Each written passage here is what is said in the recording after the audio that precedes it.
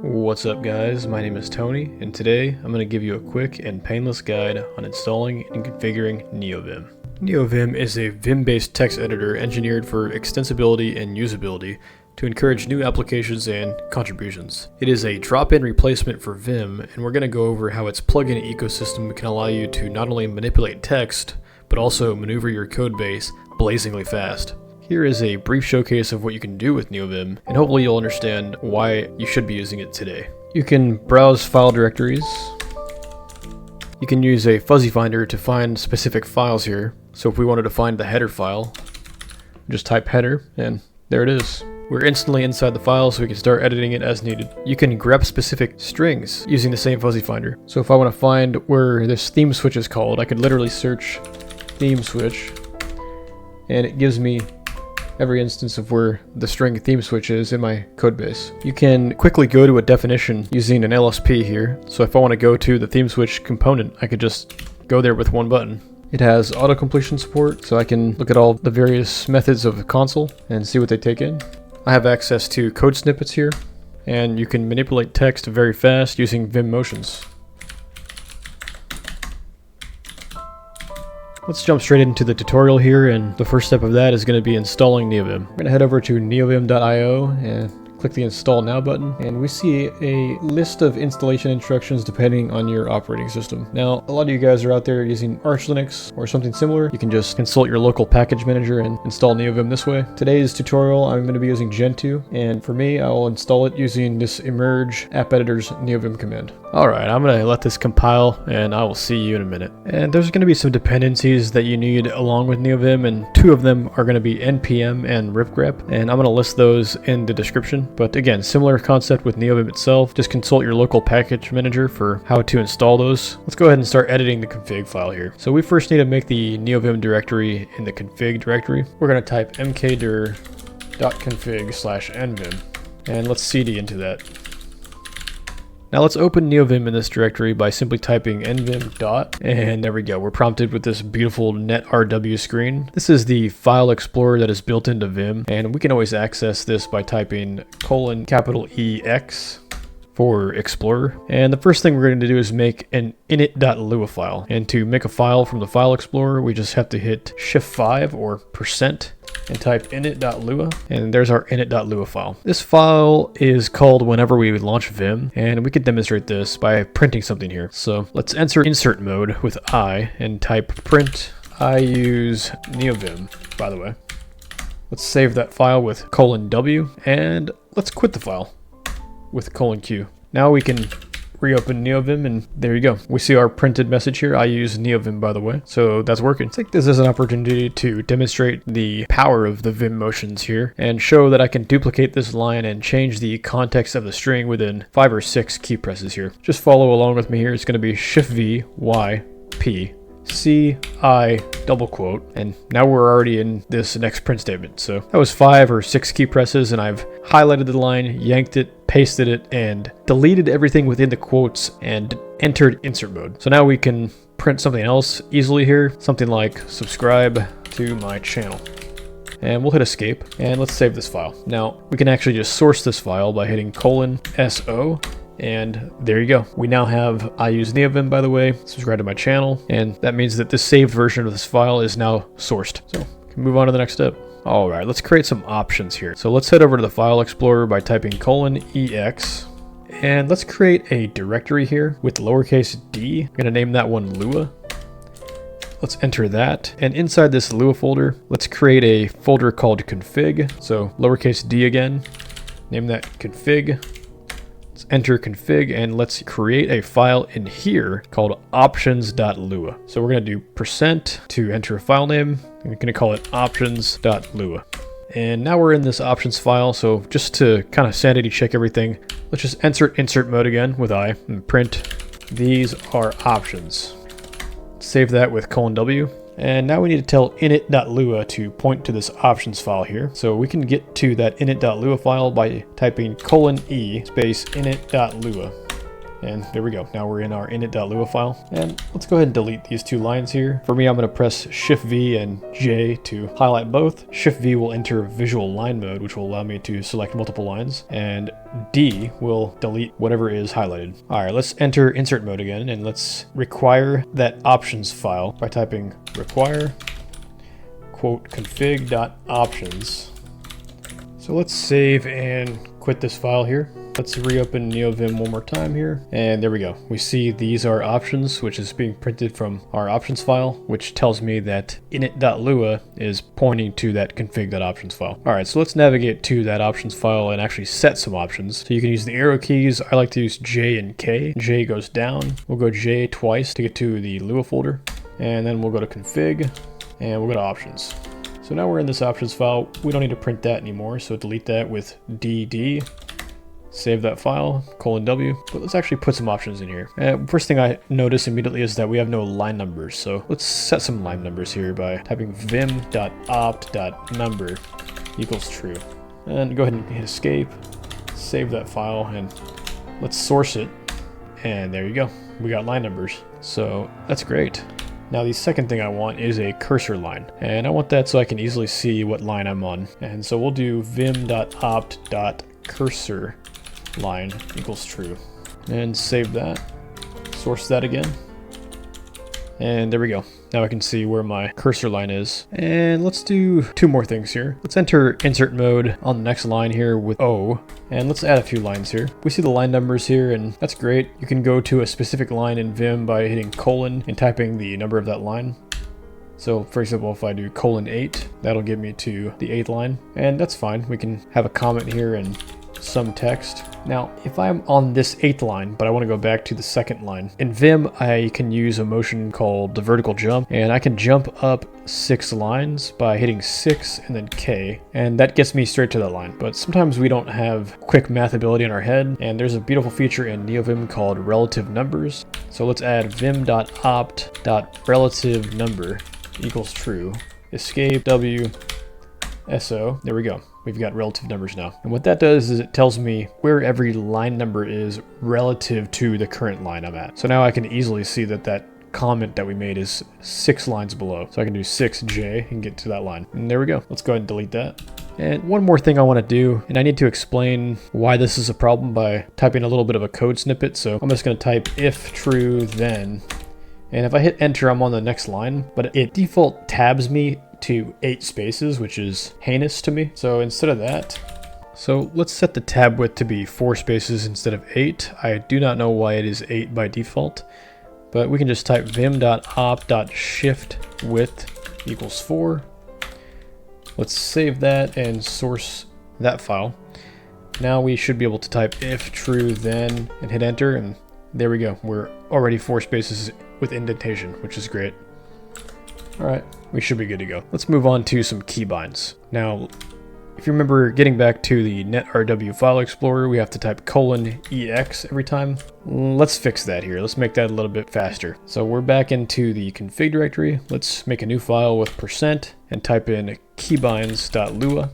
And we need to define our leader key. In Vim, there is a leader key, which basically allows you to hit one key that then waits for other key combos, which are then binded. I'll show you with an example, but to set our leader key, let's type vim.g.mapLeader equals quote space quote. And what that does is it tells Vim that our leader key is going to be the space bar, which is very common practice. And let's bind :ex to space cd for change directory. To do that, let's type vim.keymap.set quote n for normal mode. And we'll do quote bracket leader bracket cd. And that's going to tell Vim that leader cd is going to be our binding.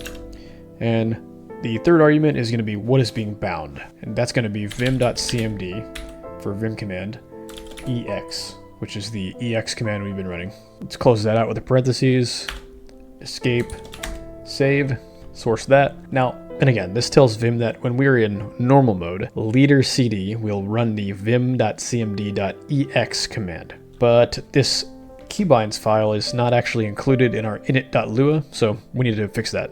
Let's type :e init.lua to open that file. And let's practice our keybinds here. Let's do Shift V to select the line, Y to yank it, P to paste it, F dot to get to the first instance of dot, and W to move the next word, CW to change that word. And now we can type keybinds. Escape, :W, and let's source it. And now in theory, we should be good to use that new keybind to get to our netrw file explorer. So let's try it. Space CD, and there we go. Boom, beautiful. So now we have access to our EX command with just a very simple space CD quick bind. And there's gonna be a lot of keybinds that I'll show you and that you guys will be using for yourselves, but they're gonna all live in that keybinds file. But for now, let's move on into plugins. One of the beautiful things about Neovim is its plugin ecosystem. There are tons of community-driven plugins that add features to Neovim that are available for you, and you can pick and choose various plugins for your needs. You can also write your own plugins, which makes it really truly your own editor. The best plugin for Neovim, in my opinion, is called Telescope. It's written by a gentleman named TJ. This is the plugin that got me to swap from using vanilla Vim to Neovim. So TJ, if you're watching, thank you. Alright, let's jump into plugins. So the first thing we need to do is get a plugin manager. And these days I like to use lazy.nvim. So let's head over to lazy.folke.io, and this is going to be our documentation site for the Lazy plugin manager. We'll go to the installation section here. Let's go ahead and copy this boilerplate config file here. Let's head back over to Neovim, go to Lua and config. And let's make that lazy.lua file, remember with %, to enter that file name. And let's go ahead and paste that whole file here. I'm just going to delete things that we don't need. We don't need this comment, so DUD on that. We do need everything in this block here. It's just going to install lazy.nvim from their Git repository. Let's go down here. We don't need to do any of this binding here. We already took care of that in our keybinds file, so delete that. Can delete this comment. And we are in here. We do need to import the plugins, and we'll go over that later, but we can remove this color scheme, and we can remove this checker. And let's add one thing here for sanity here. Change detection equals notify equals false.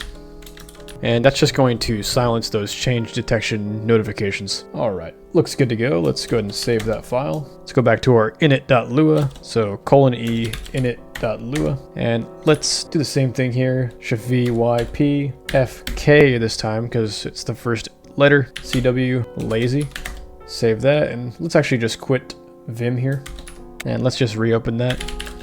And this is a normal error here, guys. We haven't specified our plugins modules yet, so that's totally fine. Just hit enter to continue.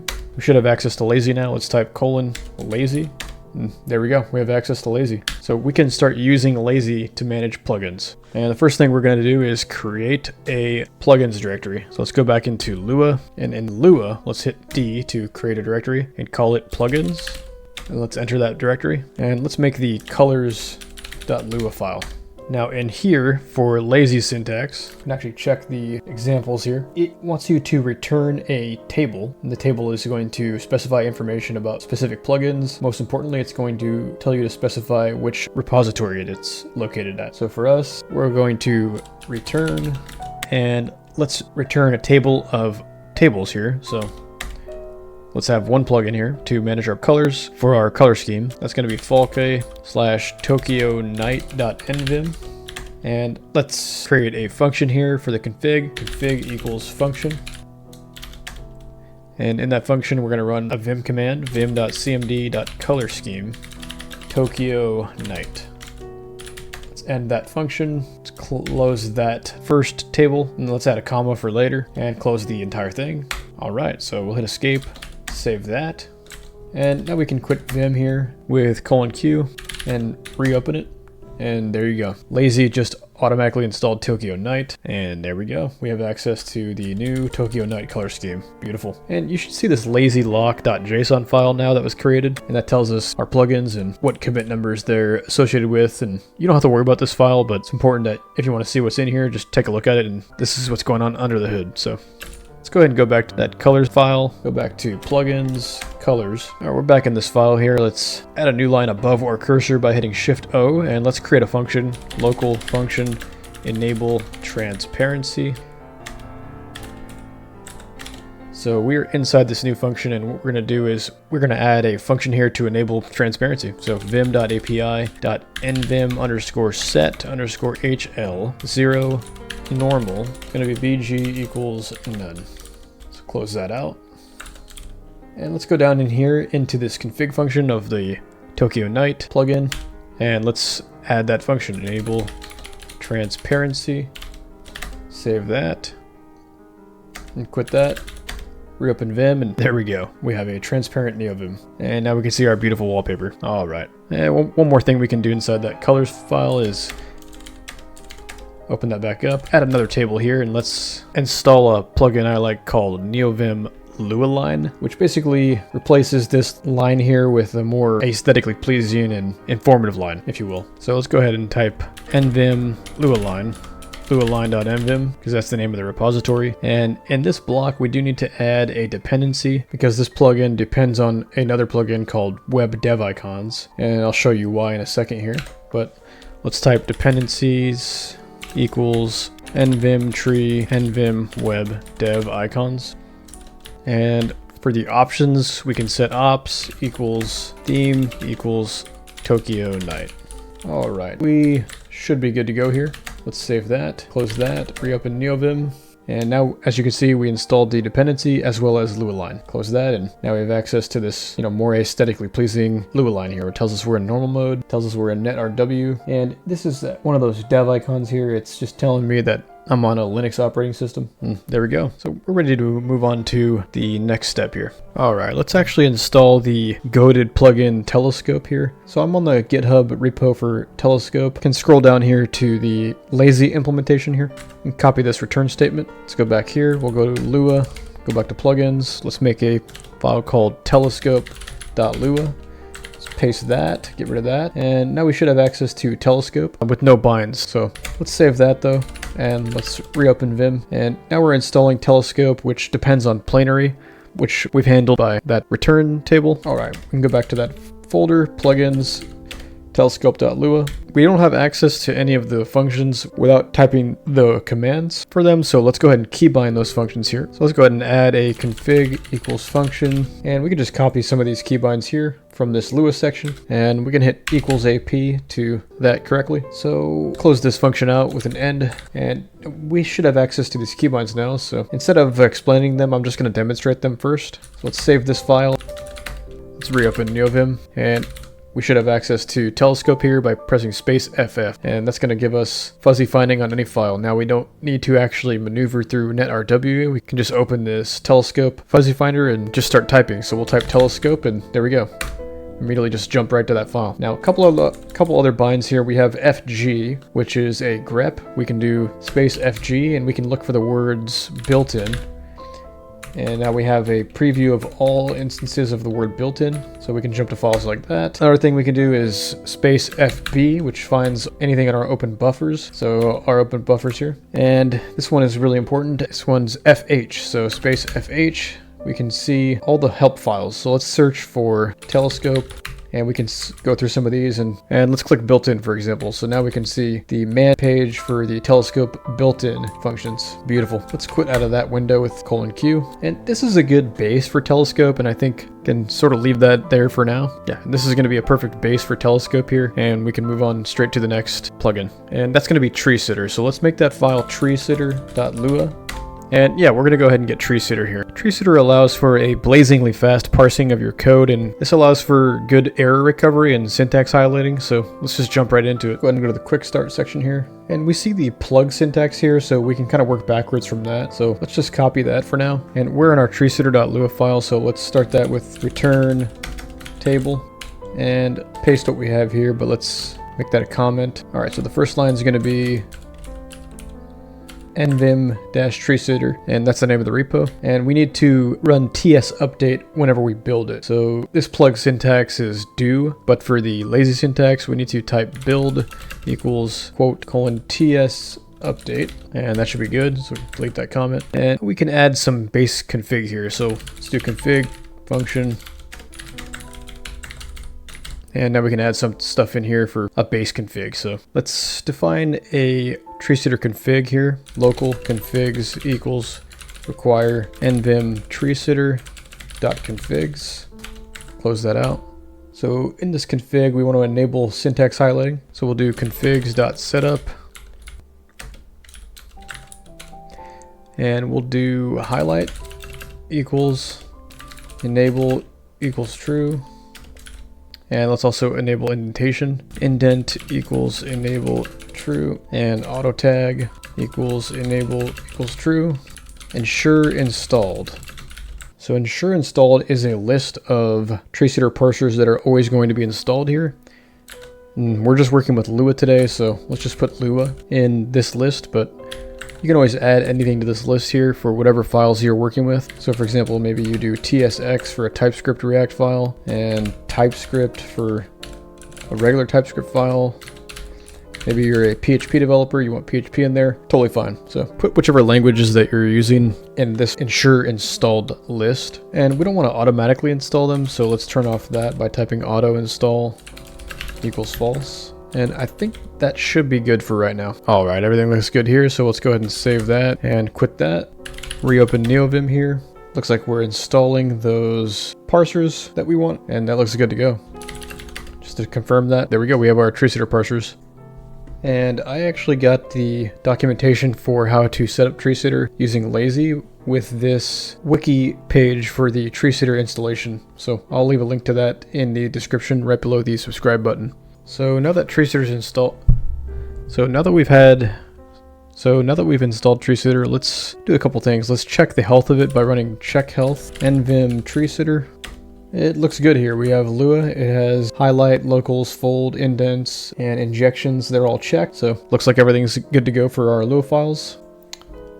So we've checked the health of Treesitter and looks good to go, but let's demonstrate what we can do with this.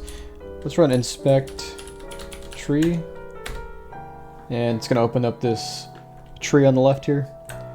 And that tells us that Neovim is pointing to this parser correctly. So every line of code here, we can associate it with the tree parser on the left, and it's pretty powerful. So we have a lot here. So Treesitter is very powerful and very customizable. You can change and customize things such as what color you want to have your syntax highlighting be for certain things like functions or variable names or what have you. So I'm gonna jump into that in a future video and talk about that more in detail, but for now, you can quit that and move on to the next step. So for me, I like to use this plugin called Harpoon. It was created by the Primeagen, and he had a problem, which we can look here. When you're working in a code base, medium, tiny, or large, whatever, you find yourself frequenting a small set of files and you're tired of using a fuzzy finder, etc., etc. So for this solution, he has a quote-unquote Harpoon that will allow you to quickly switch between a small, quick list of files. Now, I'm a big fan of this plugin. I've been using it for a long time, so I have got my own custom config here. So I'll leave a link to this in the description, but I'm going to copy this entire file here, and let's go back to our plugins directory. Let's add a file called harpoon.lua.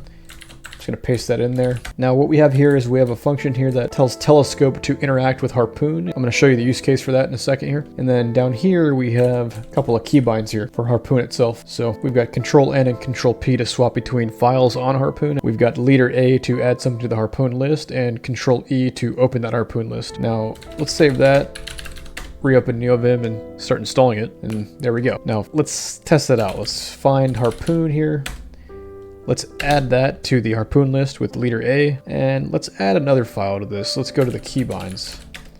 So in this keybind section, let's add that with leader A, and we can open the Harpoon list with Control E. So now we have a smaller list of files that are just available to us by hitting Control E whenever you want, and that harkens back to opening a file explorer back in the day. But yeah, we can open keybinds here. Maybe we want to go to harpoon.lua, quickly go there as well. Now let's say we have a third file in here. Let's go to options and let's add that. So now we've got 3 files in here, and let's open Harpoon again. Let's go back to harpoon.lua.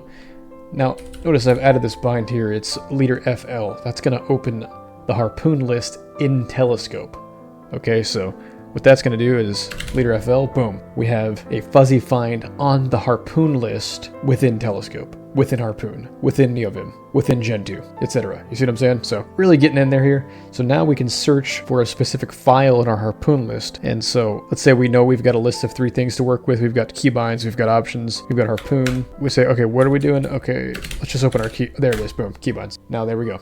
we are in there very fast. Okay, another way we can do this is Control N. Control N to go to the next one, Control P to go to the previous one, etc. We can toggle them back and forth like that, which is great. So if that's something that you want to use, check out this plugin and put that for your workflow. It's helped me a lot in the past, and I'll explain that in a little bit more detail in the future here, but at a glance, I like to work on full stack applications. So maybe I've got a model, I've got a controller file, I've got a JavaScript file, you know, I've got them all I'm working on for a new feature, but the entire code base, I don't want to open the entire code base with Telescope. I only want a small list of files that I'm working on for just that specific feature. So then this Harpoon quick list, I can just filter for the JS file, filter for the model file, etc. And it helps my workflow. So I really encourage you to check that out, and there it is. So let's move on to the next step. So I have a list of small plugins that are basically one line of config. So I call that one-liners.lua. And in here, we can put any plugin here that we don't want to have its own special file, because maybe it doesn't require too much configuration, but it's a helpful tool that I've found over the years. So for example, I have this OSC yank plugin, which allows me to yank something to my clipboard when I'm SSH'd to a headless server that doesn't have access to Xorg, and then paste it into my local host, and that's very powerful. Maybe another one would be Fugitive. Can add that to the list. Fugitive is a very helpful plugin to see and manage Git repositories. Another one that's not technically a one-liner, but it will go into the one-liners file because it doesn't have that much required setup here, is CSS colors, and I've shown that in a previous video. I'll show it now too, but yeah, this is a good start for me. But anything you have that's just doesn't require too much setup, I would say just throw it in this file if you don't want to make it an individual file for it. So let's quit that, and we're going to install those here. Boom, blazingly fast. So we can demonstrate some of that stuff here. Let's open our DWM file, and as you can see here, I've got some CSS, and now we can see that CSS with the highlighted colors there. And this is, I believe, in a Git repository, as we can see from this master here. So we can utilize Fugitive by typing :git blame, and as we see here, we've got commit messages, and we've got a list of all of the changes we've made and stuff. So maybe I want to see, what did I do here? Oh, I removed that. Okay. Oh, that's right. I got rid of that keybind, etc. So this is very powerful for me. Yeah, and I really use Fugitive daily. So I definitely recommend checking that out. All right, we're ready to move on to the LSP, and then we're done. So let's jump right into that. All right, so let's go ahead and go to our plugins folder and make lsp.lua. And I have worked extensively on this LSP config file for my own personal setup. I think it's a little bit too complicated to go over the entire file in the scope of this video, so maybe that deserves its own video here. What I will do though is I will just copy this entire file and I'll paste it into here. So we are using nvim lsp config, and there's quite a bit of documentation here, so I do recommend going there and checking that out. But for me, I'm going to go through this a little bit fast here. I've got Mason, which is a plugin that allows you to install LSPs within Neovim. I've got CMP, which is an auto-completion suite, and a lot of this stuff depends on that. And then Snippets, which are going to be controlling the snippets for the LSP. Now, in the config, I've got a little auto formatter function that I wrote, and this is only for Lua files here, but it basically automatically formats the Lua file with tabs and spaces whenever I save it, and that's using the buff write pre function, which is very powerful in Vim. And again, that might be something we go over in a future video. Got a lot of diagnostics here set up, and these are the meat and potatoes of the keybinds here. So we can go to definition with GD, we can go to references with GR. Shift K will get us to hover and show us something about the function that we're using, which is good. And here's the Mason config. So similar to the Treesitter config, we have a list of ensured installed servers. And for me, I've got Lua, IntelliFence for PHP, TypeScript, and ESLint. But yep, just add whatever you need here. Here is the autocomplete section. And yeah, I'm not going to cover the entire script here, but I do recommend just checking out this nvim lsp config and going from there.